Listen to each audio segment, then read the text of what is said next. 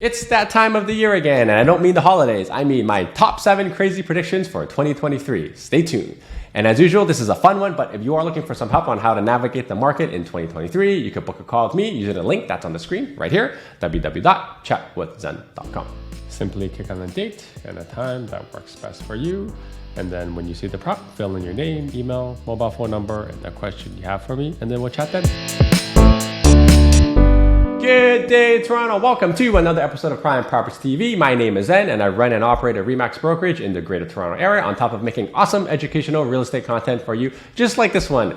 And here are my top 7 predictions for 2023. Now, full disclosure, I am really just taking all the data and the sentiment from talking to a lot of buyers and what I'm seeing right now and applying it to kind of the new year to kind of present you what I call it is a business case of what's most likely to happen, call it probabilities, right? Now, I do this because every time during the holidays when we see family and friends, everyone's always asking me like, hey, how's the market? What's going to happen next year? Because everyone keeps talking about real estate in Toronto because that's the Torontonian thing, right? So that's why I make these videos. But again, make sure you do your own due diligence and think critically about what's going to happen. But without further ado, number 1, prices. What everybody wants to know. And I'm going to pull an economist one here and give you a cop-on answer and give you a range instead of an actual percentage, right? Because I'm going to copy them. Now, this one is hard to nail down given kind of where we are economically in the world, right?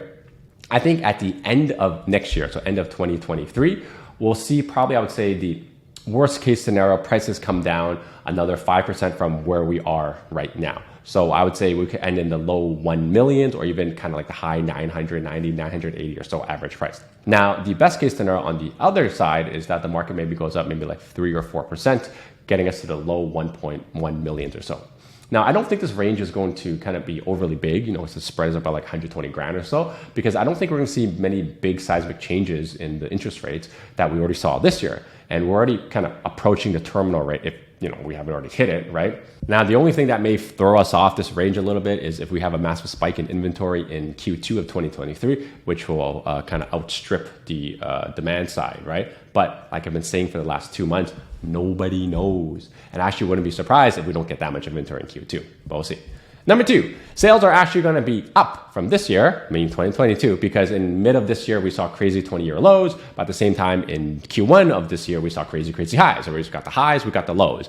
And I think in 2023, we're probably going to end around 85,000 sales or so. And for some context to understand where this 85,000 sales come from, 2021, which was a crazy, stupid year, yes, stupid, we saw 121,000 sales. Now, the 10-year average is about 95. So 85 puts us below that. And in 2022, I'd say we'll end up around 70, 75,000. So we're like an increase a little smidgen, but not too much. This is what I would say is like similar to the years of going from 2018 to 2019 where we got the stress test. There's like an adjustment period then that happened then. And in 2022, it's kind of like an adjustment period for what happened with the interest rates, right? But regardless of what people think and what they want to happen to the real estate market, it always moves because of death, divorce, and debt. It's going to happen anyways, regardless of what the interest rate or the economy is. It just happens. So real estate transactions will have to happen. Number 3, I'm going to sound like an idiot for this one, but I'm sure we're going to see our first rate cut in Q3 2023 or so, right? So in the fall time. I'm still of the belief that the rates can't stay this elevated for so long without having big, massive economic issues because real estate is our economy in Canada, right? And we're kind of steering away from the feds by following them. And we really also shouldn't be having such high CPI prints by like fall next year because, you know, base effects and hopefully, you know, recessionary non-spending should be kicking in and kind of looping over the year. So it should keep inflation low, which should allow them for maybe some interest rate hikes. I don't know, right? Honestly, like nobody knows because, you know, global events could throw us off again, like China, Russia, I'm going to bother with the rates, right? It's just at some point, I think in some way, shape, or form, we're going to have a rate cut because this is not sustainable where we are economically. Number 4, pressure on the detached market continues. Now, what I mean by that is that the combination of low-rise ground-based housing plus the biggest generation, like the millennials, like our generation, they're starting to have families now if they already didn't, you know, because everyone got cooped up and had pandemic babies, right? So those babies are starting junior kindergarten soon, and it's going to push that cohort, the millennials, right, which is the biggest cohort, into the low-rise home so they can start raising their family. I also think this is when we're going to see a really big wealth transfer from the boomer generation, so like our parents, to the millennial generation, my generation, right, to help the kids get settled, right? Because we already kind of like have a lack of low-rise homes right now in Toronto because they just haven't been built, especially in the city. And I don't think it's gonna get any better next year either, right? Because we're seeing it even right now when the market is really suppressed. Now, culturally, I can speak for the Asian community, and this has already been happening a lot for the millennial kids. And I'm just seeing it happen more and more often, right? So you see this a lot in like the Richmond Hill and Markham area, because a lot of these like families are multi-generational, like grandparents, parents, and the kids, right? The grandparents sell their existing home, which generally has no mortgage, and they help the parents, like our millennials, buy a bigger home, and they live there as well. So you effectively have these kind of really big homes, really expensive homes that house a lot of them with low mortgages because they sold their previous home, right? So this is a very common strategy already, and I see it a lot in kind of the Richmond Hill, Markham area. Now, this is the type of content you enjoy. Make sure you smash the like button and subscribe to the Prime Properties channel, because then this way you'll know when I'll be dropping awesome end of the year content just like this. And if you are looking for some help on how to navigate the real estate market in 2023, you can book a call with me using the link right here, www.chatwithzen.com.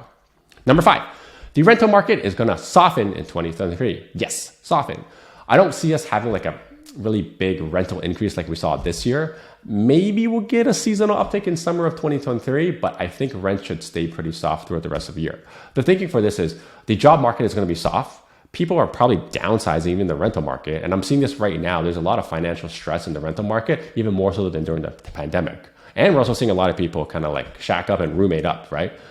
On top of that, you also have a ton of inventory coming online from the purpose-built that are finishing. And you also have a ton of the pre-construction that was sold in 2017, 2018 coming online and finishing and occupying in 2023 because they got delayed, right? So that's a lot of inventory on the rental side that's coming online.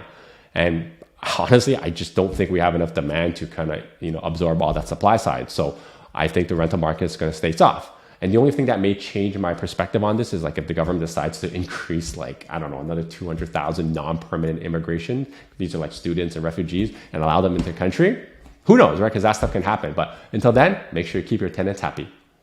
Number 6, condos are not going to outperform low-rise housing.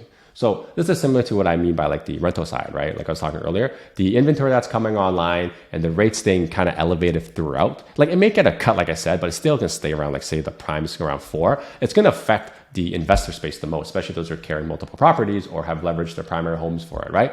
Because rates are going to affect them, but at the same time, they're also going to affect first-time home buyers, which are the main people who are buying the homes. So even if the market continues to worsen, say minus 5%, like I was thinking earlier, the investors with the multiple properties, if they have to go on the defensive and they have to offload it, the only buyers are the first-time home buyers, and both of them are rate sensitive. So the condo investors are going to go on the defensive by selling. It's going to allow for a lot of supply to come online. And then the biggest cohort, which are the first-time home buyers, aren't buying because it's in a high-rate environment unless, they're kind of accustomed to what this new rates are and they're just going from renting to owning. But I don't think that cohort of buyers is big enough to absorb the amount of condo inventory that we're going to get.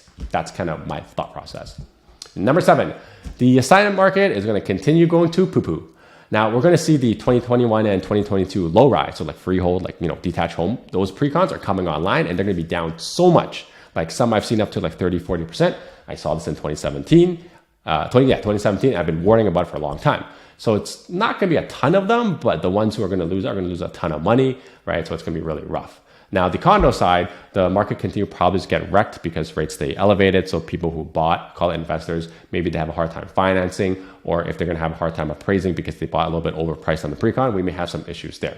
And then finally, of course, you got your biggest issue of them all, which are your speculators who bought the pre-construction hoping to flip them, and they also bought multiple of them, and they never intended to close.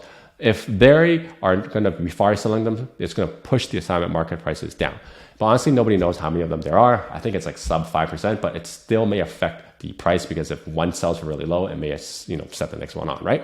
That's it. That's my 7 predictions. And while I may sound a little bit more bearish than I normally do, I do think this cleansing is good for the real estate market, because in long term, I'm still very bullish on real estate market, but I'm just thinking that we need to pass by, call it the 2023 and maybe like mid 2024 before we see some momentum actually build up, because real estate still, I think, is a good investment because of all the other fundamentals. But at the current short term moment, we're really affected by the economy and the rates right now. Hopefully this gives an idea of kind of what I think is going to happen in the 2023 market. Again, I could be wrong, could be right. We'll do a review of it next year around the same time. And if you're looking for some help on how to navigate the real estate market, you can book a call with me using the link right here. It's www.chatwithzen.com. Happy holidays, and until next time, your move, your future. See ya. Now that you're done watching this one, how about this one?